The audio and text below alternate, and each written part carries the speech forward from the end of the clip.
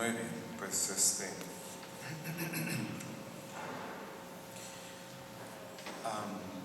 por lo general se nos dificulta, tenemos una dificultad en entender cuál es el proceso de la vida cristiana, cuál es el fundamento de la vida cristiana.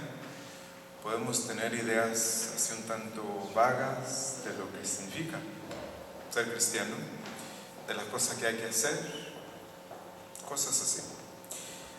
Pero por lo general casi nadie nos ayuda a bajar a qué es la realidad, qué es lo que está cuál es el fundamento de la vida cristiana. Y luego las dificultades, los obstáculos, los enemigos de la vida cristiana, todo esto nosotros lo tenemos que conocer bien. Sí, entonces vivimos la vida esta que tenemos, pues la vivimos así como dominada por ciertas fuerzas que tal pareciera que están más allá de nuestro control, de nuestro poder, que en la mayoría de los casos no podemos descubrir qué es lo que nos domina, lo que nos controla, lo que desarregla nuestra vida. Ya después, en las otras dos pláticas, descubriremos más o menos qué es lo que sucede. Pero para empezar, dice el cardenal Juan Bona, que él escribió un libro, el mejor, aunque es muy pequeño, es el mejor que se ha escrito sobre el santo sacrificio de la misa. Y él escribe también otro libro sobre el fundamento de la vida cristiana, y él dice que el fundamento de la vida cristiana consiste en conocer quién es Dios, en conocer quién es el hombre y en descubrir cómo se relacionan los dos, Dios y el hombre. Entonces, sería bueno, ¿verdad?, que nosotros recordáramos estas dos cosas, quién es Dios y quién es el hombre, y luego buscar la forma de cómo es que nos relacionamos nosotros con Él. En cuanto al conocimiento de Dios, pues sabemos que Él es el principio y el fin, como lo define el libro del Apocalipsis, el alfa y el omega, infinitamente bueno, perfecto, poderoso, sabio, la fuente de donde emana todo lo que es bueno, tanto en el cielo como en la tierra. Y de Él y por Él han sido hechas todas las cosas. Y por la revelación de la cual es depositaria la Iglesia, nosotros tenemos más o menos una idea de cómo es la relación de las tres divinas personas de la Santísima Trinidad. Y ya podemos imaginarnos cómo eso ha de ser, todo lo que allí sucede, lo que allí se desarrolla, de lo que allí nace en el seno de la Santísima Trinidad. Contemplamos, por ejemplo, al Padre Eterno, la causa primera de todas las cosas, de quien todo procede y a quien todo regresa, a quien todo pertenece. Podemos pensar en sus atributos, en sus perfecciones, en sus cualidades, en su inteligencia, en su poder, en su sabiduría, en su amor. Siendo el bien por esencia, lo contemplamos creando todo lo que ha salido de sus manos, comenzando con los ángeles, espíritus puros creados a su imagen y semejanza, y luego los elementos de la creación, las criaturas todas, lo inconcebiblemente grande y magnífico que es la creación entera. Pensemos, por ejemplo, en el Sol, en la Vía Láctea, en el número de estrellas, de constelaciones, de astros que nos rodean, su poder, su orden, su obediencia, su designio, su belleza. ¿Sí? Y después de toda esta cosa de la que estamos rodeados, pues nos contemplamos al hombre, que es como la corona de todo lo que Dios ha creado. Como dice San Pablo, un poco inferior a los ángeles, llamado a ser Señor de toda la creación. Y sin embargo cayó desobedeció a Dios. Y vemos también en eso principalmente la caridad de Dios, que se propone rescatarlo. Y por eso dice el profeta Isaías: un niño nos ha nacido, un hijo nos ha sido dado. Dios se hace hombre para que nosotros nos volvamos a Él, para ser como Él, nacido de una mujer y bajo la ley, como dice San Pablo. Pasa por todas las etapas de nuestra vida, pobre, escondido, sufriente, humillado, luego víctima, crucificado, muerto, glorificado.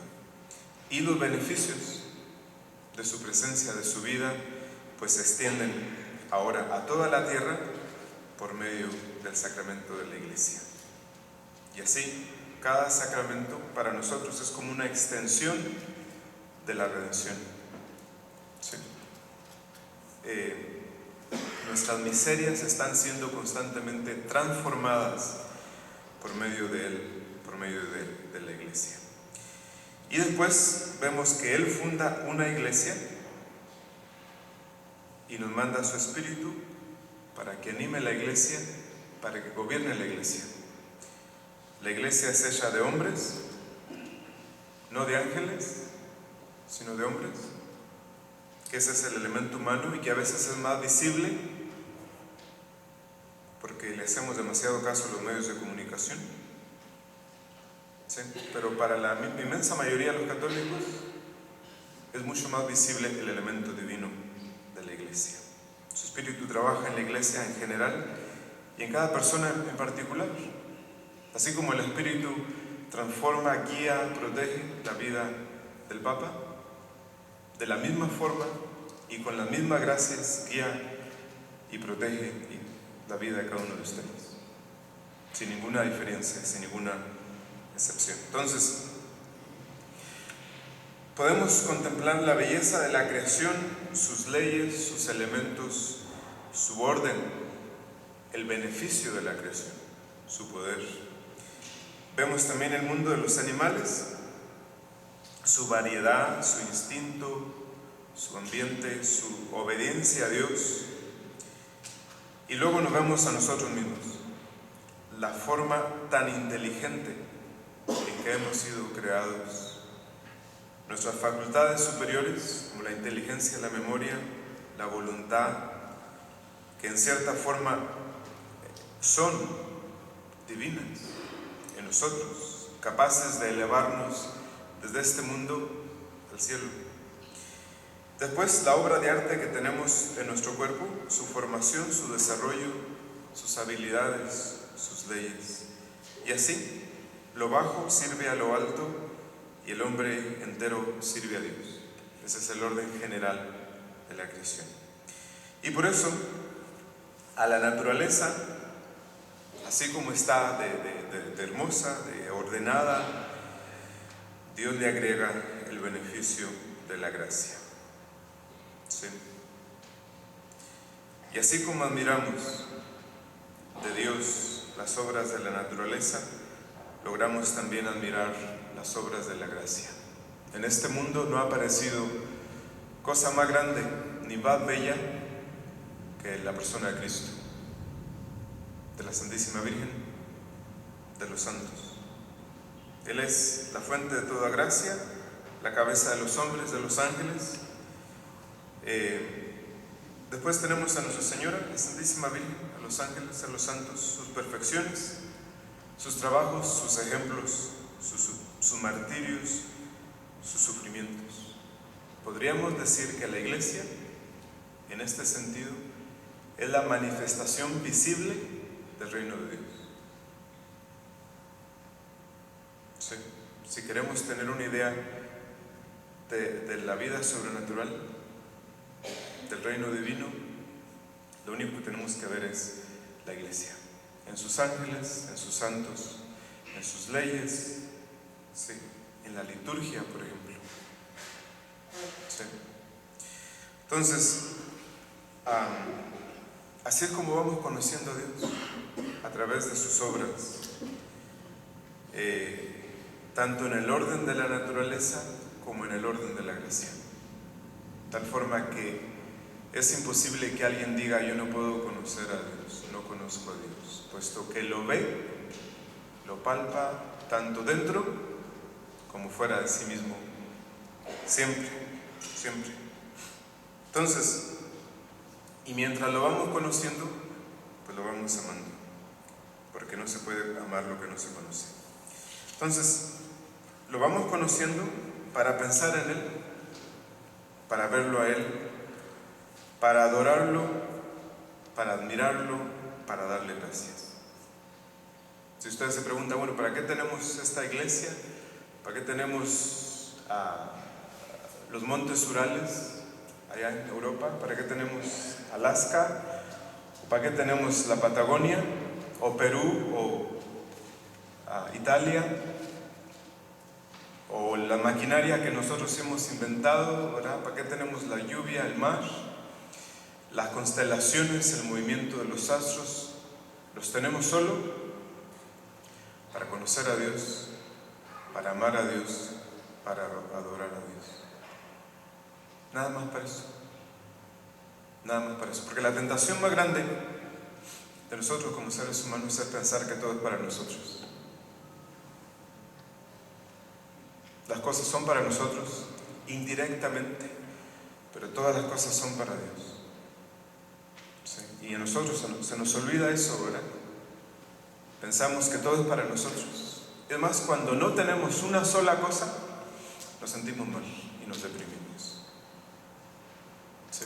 Cuando en realidad cada uno de ustedes es dueño del hielo que se derrite y se vuelve a formar en el polo sur. Ustedes son dueños de cualquier estrella, de la iglesia, de la gracia. La Santísima Virgen está a su servicio. Cristo mismo, los ángeles, Dios mismo. O sea, en realidad lo tenemos todo. ¿Sí? Entonces, de nuestra parte lo único que resta es acostumbrarnos, y esto es lo más difícil, acostumbrarnos a saber descubrir la grandeza y la bondad de Dios en todas las cosas. ¿Sí? Porque ustedes saben que el demonio no quiere que nosotros veamos cosas buenas. ¿Sí? Y por eso Él controla todos los medios de comunicación para que hablen mal de la iglesia, para que hablen mal del Papa, para que hablen mal de los sacerdotes, para que hablen mal de los católicos. ¿Sí? Nosotros no nos fijamos en esas cosas. Nosotros nos fijamos en la grandeza de Dios, en la bondad de Dios, en la providencia de Dios, en todas las cosas, detrás de todas las cosas, para amarlo a Él, para adorarlo a Él. ¿Sí? Entonces, veámoslo a Él, a nuestro alrededor, en todas las cosas, en todas las obras de sus manos, pero sobre todo en nosotros mismos, porque Él está en todas las cosas. ¿Sí? Todos los elementos de la creación, del más pequeño, el más diminuto, ama a Dios, obedece a Dios, sirve a Dios. No hay absolutamente una cosa, ningún átomo de la creación que no sirva a Dios. ¿Sí? Para nosotros, todo nos ha de servir para Dios. ¿Sí? Puede ser la mayor de las alegrías o la peor de las tristezas. Todo debe colaborar para adorar a Dios, para ver a Dios en todo. Que esa sea la mayor fuente de nuestra devoción, la presencia permanente de Dios en todo, tanto dentro como fuera de nosotros mismos. Y esto pues nos llevará automáticamente a hablar de Él, a pensar en Él, que nos ve, que nos oye, que nos cuida, que nos rodea, que camina con nosotros. Y nos llevará, por lo tanto, a quererlo más, a ser más generosos con Él, Entonces, con esto entendemos que el fundamento de la vida cristiana está en este conocimiento de Dios, que está en todo y sobre todo. Y a nosotros se nos olvida eso porque casi todas las cosas las vemos en función de nosotros mismos, de lo que no tenemos, de lo que nos falta, de lo que no nos dan, de lo que no recibimos, sí, tantas cosas. Es decir, la mayor parte del tiempo vivimos como distraídos de la presencia de Dios, de la bondad de Dios, de la grandeza de Dios, de la providencia de Dios, sin darnos cuenta que todo es don de Dios, que nada nos merecemos, pero lo tenemos todo. Quejarnos, sentirnos mal, es ya un acto de ingratitud. Sí. Entonces, eso es en cuanto al conocimiento de Dios.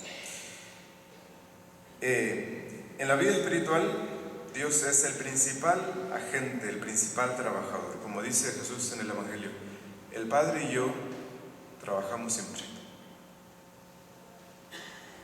Sí. Y el hombre colabora con Dios. Nosotros somos colaboradores de Dios en nuestra santificación, en nuestra salvación. Y por eso hemos de conocerlo a Él y conocernos a nosotros mismos. Somos sus colaboradores. Entonces, después de haberlo contemplado a Él en el universo entero de la creación, en su inmensidad, en su infinitud, en su grandeza, de cómo es Él el principio y el fin de todo, siendo todas las criaturas no buenas en sí mismas, sino receptoras de la bondad de Dios, esto nos lleva fácilmente a admitir que nosotros no somos nada. Porque si Dios es el principio y el fin de todo bien, y todo lo que las criaturas tienen viene de Dios y pertenece a Dios, es claro que todo lo que tenemos dentro o fuera de nosotros pertenece a Dios y ha de regresar a Dios. Sí. Conocer y aceptar esta verdad es lo que nos prepara el camino para la humildad, para ser humildes. Sin este reconocimiento de que no somos nada, es imposible tener vida cristiana. Sí.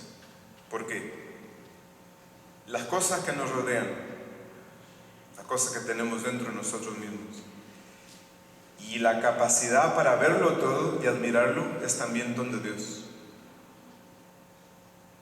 Sí. Entonces, la primera conclusión es que hay mucho de bueno en cada uno de nosotros.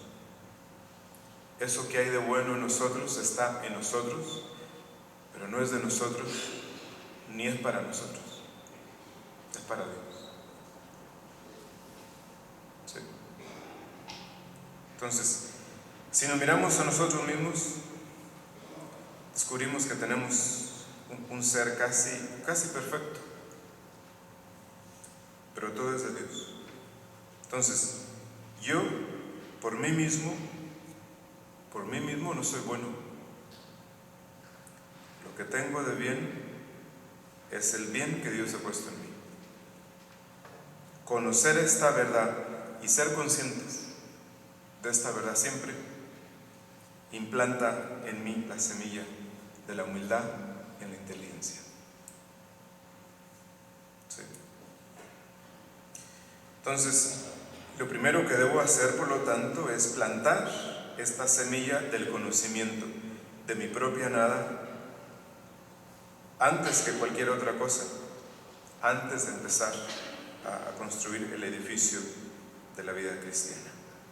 Entonces, Dios construye su grandeza en nuestra nada, para poder así Él manifestar su omnipotencia en nuestra debilidad.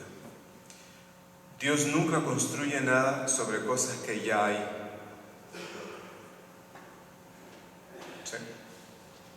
Dios nunca empieza nada cuando nosotros ya hemos empezado. Sí.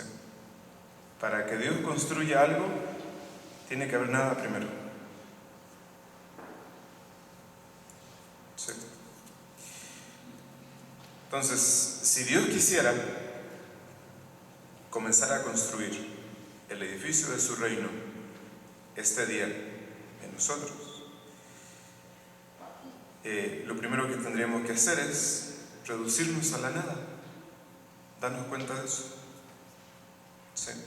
¿Por qué? ¿O para qué así? Bueno, para que se vea que el que construye es Él y no nosotros. ¿Sí? Entonces, a Dios le gusta crear de la nada, sacar las cosas de la nada. Así lo hizo con la creación, así lo hizo con la iglesia. ¿Sí? ¿Cómo fue posible que una de las columnas de la iglesia, como por ejemplo fue Judas, Dios le haya querido confiar ser miembro de la iglesia? O a Pedro, ¿sí?, que lo negó 3 veces. O a Tomás, que no creía en su resurrección. ¿Sí? Entonces, Dios solamente construye cosas de la nada. Si nosotros creemos que somos algo y que nos lo merecemos todo, con nosotros Dios no trabaja. De hecho, todas las cosas, como se lo diré más tarde, todas las cosas que les han pasado y que les pasan y que les pasarán, tiene como objetivo estarlos poniendo a ustedes en su lugar.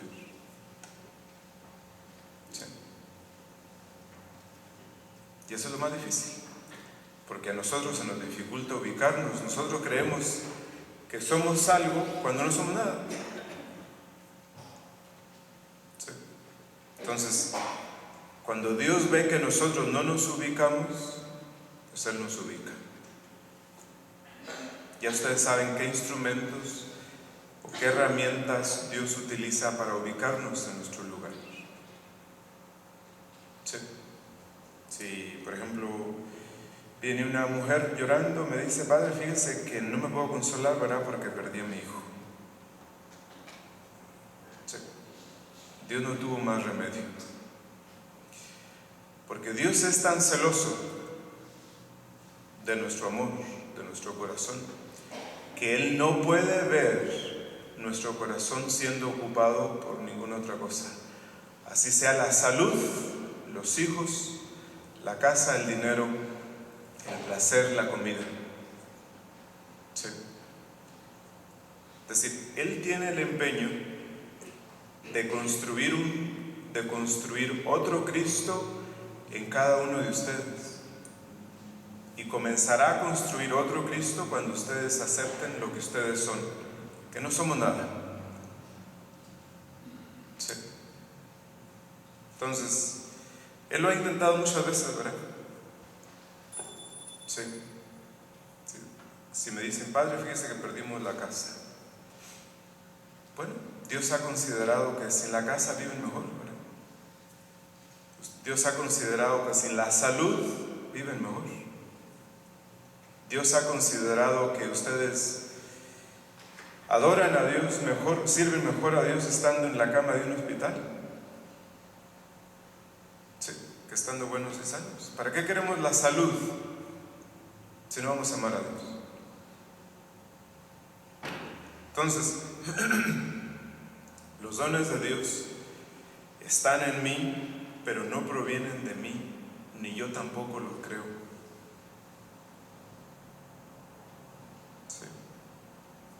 Dice San Pablo: si alguien piensa que es algo cuando no es nada, pues se engaña a sí mismo. ¿Sí?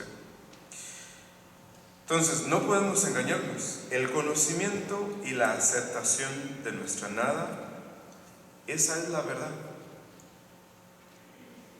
Y dice Santa Teresa de Jesús: la verdad es la humildad.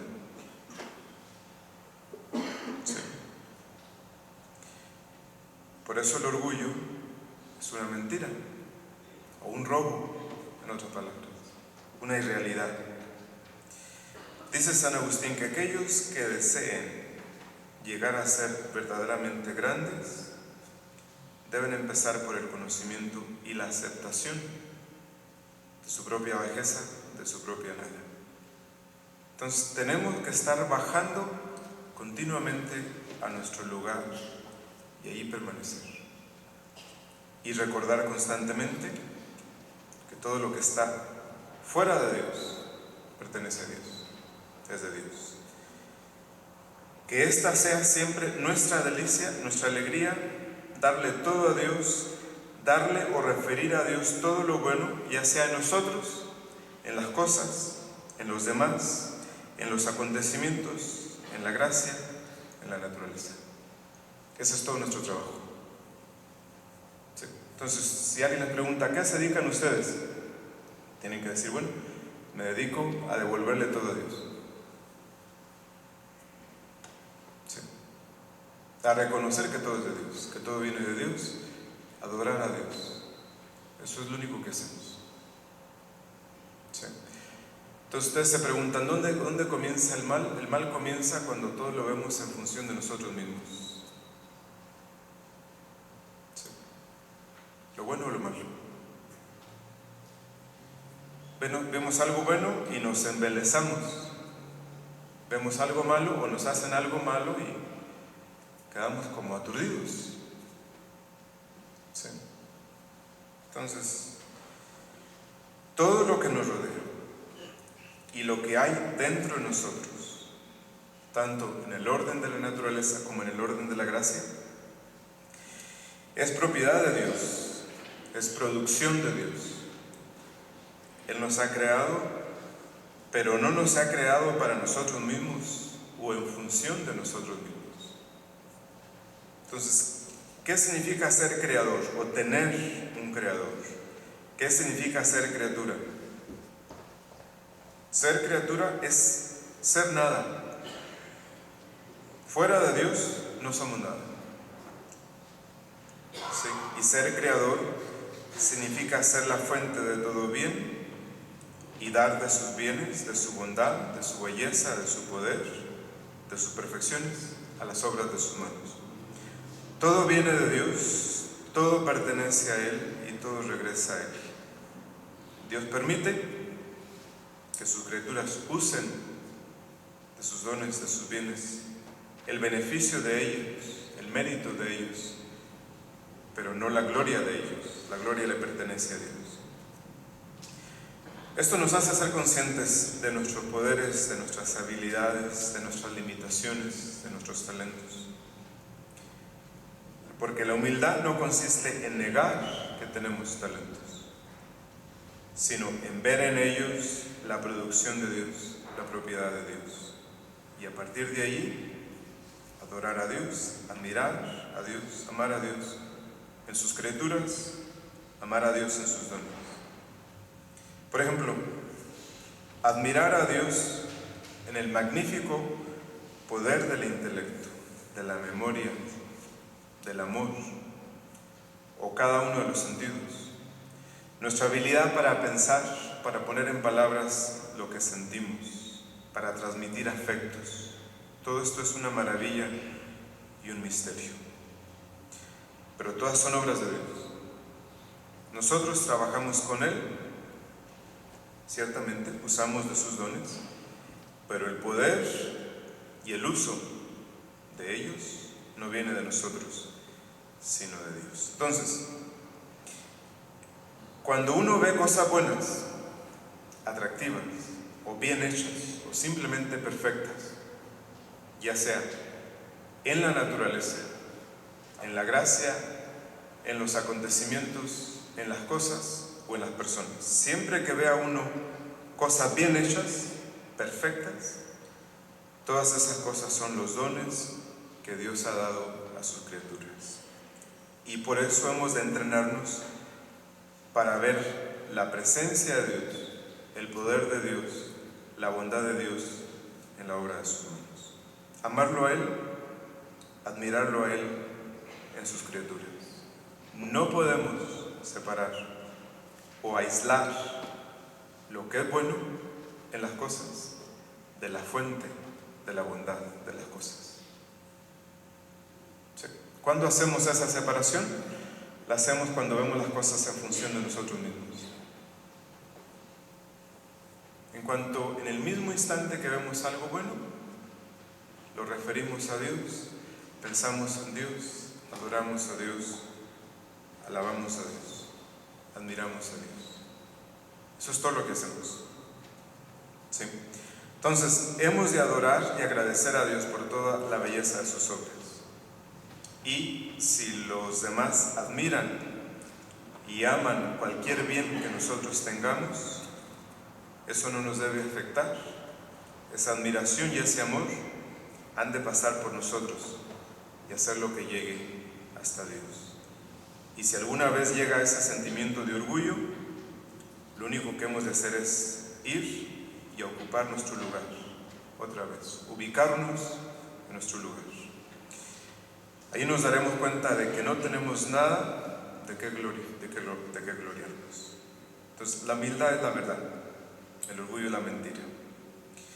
Por eso nuestro Señor dice que el reino de los cielos está dentro de nosotros, es decir, el lugar donde Él habita, donde Él trabaja, donde Él hace cosas grandes. Y por eso dice el Evangelio de San Juan: si alguien me ama, vendremos a Él y haremos en Él nuestra morada. Entonces, en nuestra alma, donde Dios habita, ahí ha querido Dios alumbrar este mundo por la fe, por la esperanza, por la luz de la caridad. Y constantemente Él está enviándonos gracias y beneficios de todo tipo, pero todo es de Dios, todo pertenece a Dios. El alma trabaja con Dios, coopera con Dios, pero el poder para cooperar con Dios también viene de Dios. Admiremos y amemos su obra en nosotros, admiremos su obra también en los demás. Todo es lo mismo. Dios es el principio y el fin. Nosotros somos los receptores de su bondad, de sus bienes. Pero esa admiración, que esa admiración y ese amor pasen por nosotros, por medio de nosotros, y lleguen hasta Dios. Que siempre lleguen a Dios, que no se detengan en nosotros, porque Él es el primero y el último. ¿Sí? Entonces, siempre que lo bueno se reconoce como don de Dios o producción de Dios, tanto en nosotros como en los demás, Dios es siempre glorificado. Y nosotros, cuando vemos eso bueno, en todos los lugares donde esté, pues nos alegramos de pensar en Dios, tanto si vemos bueno dentro o fuera de nosotros mismos. Entonces, todo nos está conduciendo siempre a ser conscientes de nuestra propia nada y de la nada de las cosas. Y esto nos obliga a ser humildes. Y este es el fundamento de la vida cristiana. Así sucedió con la Santísima Virgen, quien primero reconoció su humildad, ¿sí? Se puso en su lugar primero, y luego dice ella: y Dios ha hecho grandes cosas por mí. ¿Sí? Entonces, el paso principal para nosotros es establecernos en el conocimiento de nosotros mismos y en la humildad. Y así, los dones de Dios, las obras de Dios, estarán seguras y serán buenas para nosotros. ¿Sí? Entonces, en cuanto estemos convencidos de que Dios es el autor de todo bien y que nosotros somos nada y pecado, ya habremos puesto los cimientos para una buena vida cristiana. De aquí hemos de entender que es necesario estar renunciando a nosotros mismos y amando más a Dios. Con esto estaríamos en la disposición de conocer y hacer siempre su voluntad, que ese es el compendio de la vida cristiana. Muy bien, entonces En 15 minutos regresamos.